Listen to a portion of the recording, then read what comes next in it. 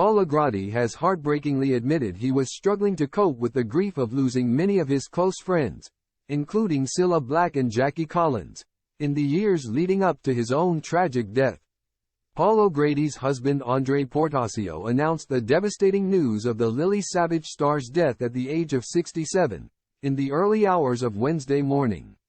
Andre confirmed Paul died, unexpectedly but peacefully, as he spoke of coming to terms with this loss, alongside the former BBC Radio 2 star's loved ones. It comes just a few years after Paul spoke openly about his personal struggles with grief, after he lost just about everybody I know. In a candid Unearthed interview from 2015, Paul reflected on the loss of his beloved famous friends, Cilla Black and Jackie Collins, who tragically died within months of each other that year. ITV's For the Love of Dogs presenter explained at the time that his life had been rocked by death and loss, despite his admirable attempts to put a brave face on things.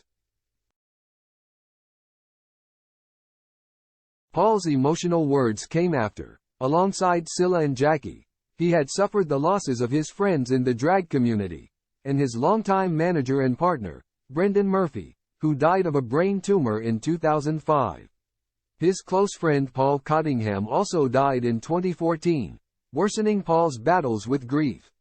The TV and radio star told The Guardian of his friends and loved ones, "They've gone down like ninepins."